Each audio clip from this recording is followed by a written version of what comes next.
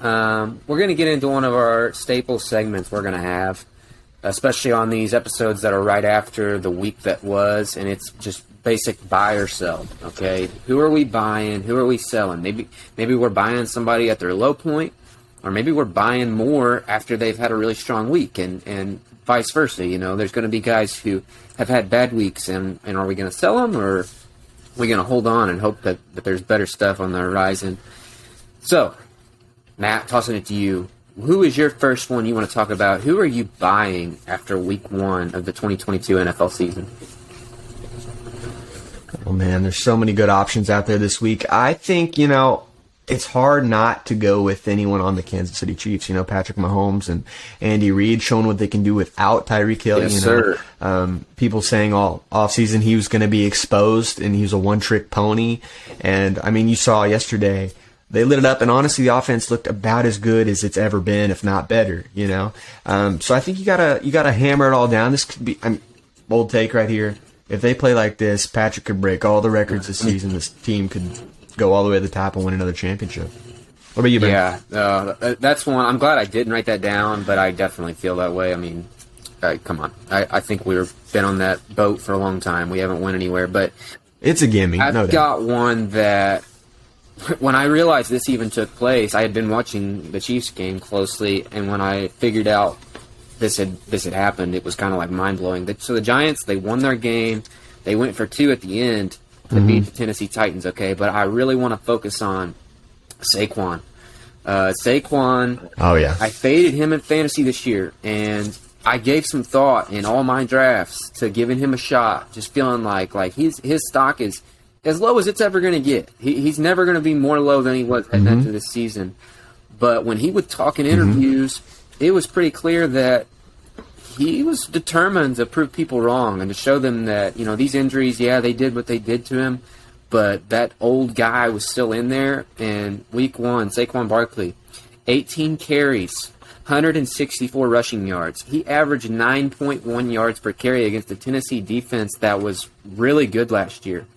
And he also caught 6 passes for 30 yards as a receiver. So, he's doing a little bit of everything. Without him, that's a game that they definitely don't win. And I also want to add into that, I mentioned that they went for 2 as time expired. Brian Dable, the head coach, his first game as a head coach, just laying them nuts on the table and saying, here you go, Tennessee. Here you go, Mike Vrabel. We're not going to sit back and wait, And that's kind of an old, thought process, I think, with football people, NFL especially. If you are on the road and you score to bring the game within 1 point at the very end, you go for 2 because you're on the road. You're just going to try to win the game right there, get out of town. That's what Dable did, and to his credit, they finished the job. The Giants won. In a lot of ways, I think they might have tanked the Titans.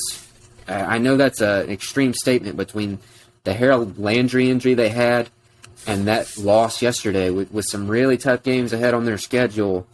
I'm worried about Tennessee quite a bit, but that's not what this is about. This is about buying Saquon, buying Brian Dable. Their schedule looks favorable for the next few games. And so now, you factor in the Cowboys situation. Who knows? Maybe the Giants can compete with Philly to win the East. I certainly give them a better chance than the Cowboys or the Commanders right now. And a lot of it's just based on what Saquon did yesterday. So that's who I'm buying. Now, we're getting to the more fun part, if you ask me. Okay, time to sell. Time to get rid of some cuckolds and find some new pieces to invest in. Matt, who are you selling after week 1? So my sell, this may come to a surprise to a lot of folks. You hear a lot of media heads not wanting to overreact to week 1, and I understand that. People can be made to look like fools, especially just to be based on the last couple seasons.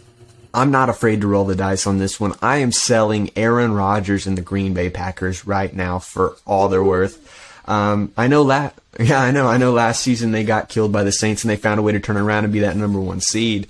But that looked a little different to me, the Vikings, don't get me wrong, they're a good team, but are they that good? Are they that good to make you look that poor? That Packers offense is borderline on the level of the Cowboys yesterday, and I know the receivers are young, and, Aaron, is probably strung out on ayahuasca, but I think I'm out, you know. I think I'm totally out on the Packers, and I kind of like saying it, to be honest. Yeah, well, you know, that game coming in, I picked Minnesota, and I kind of mentioned this earlier with the Jags team, but, like, I was not really that worried about the outcome of that game. Now, what I also said was, hey, start slow. Receivers are going to need time to figure things out. They clearly do. But I said by the end of the year, they're going to figure it out, and I even picked them to go to the Super Bowl. And I know, are we supposed to overreact? No, we're not. But, like, I'm having a hard time sticking to that pick just straight up. Like, after one game, I'm having a really hard time feeling like that's headed on the right track. Even like you said, considering what they did last year, this is a totally different year, and that team's not set up. I don't think they're set up quite as well as they were last year. They don't have Devontae Adams, and you just have to feel like it's going to take a long time maybe for this offense to get its feet underneath. So I'm kind of with you there. Now, where I differ is I do think Minnesota is really, really good, and okay. I guess if you made me put money down right now, they're my NFC North champions this year. If Kirk's going to play like that, and they're going to be healthy with the offensive weapons they have, pass rushers, my gosh, they gave Rodgers a hell of a time.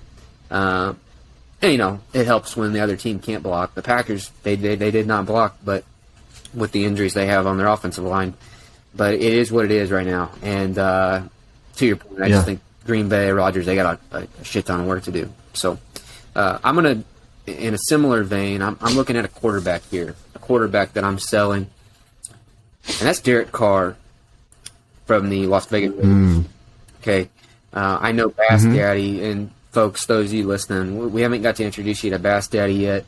You may have seen him a time or two on our socials, but you know it's only he should be on our pick show this week, and you'll get to hear from him. He thought Derek Carr was an MVP. Okay, now I never thought that was really within the realm of possibilities, but I think he's worse.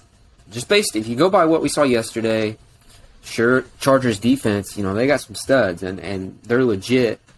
But here's where I want to go with this, and I've told you this off record months ago, and it came to fruition yesterday. Beyond the fact that they can't block, he force-fed the ball to Devontae Adams. He threw Devontae Adams 17 passes against the Chargers. The next closest receiver got 6 targets.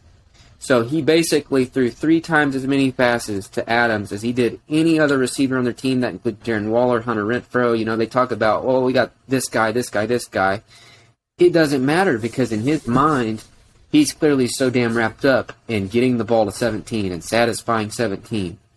And that's going to work out sometimes because he's a stud. He's an elite wide receiver.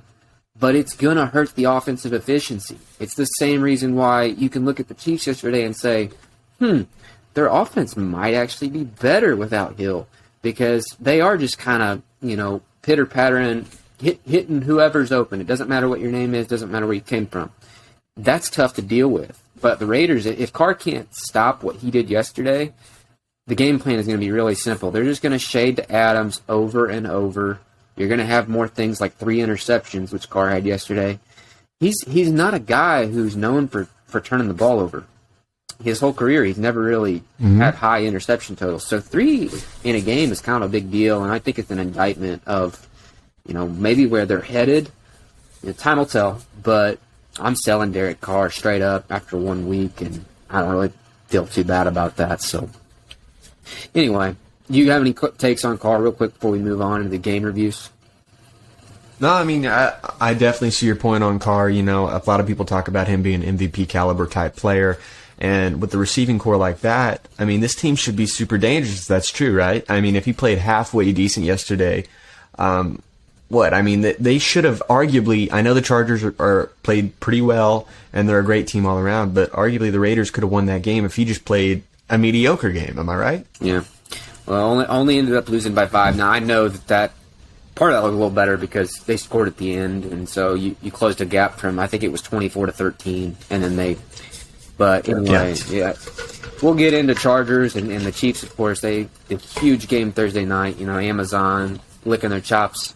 They got their best game of the year for the first one, the first Thursday night football on Amazon. But with that being said, we are going to move into the game reviews. Okay, and we're going to go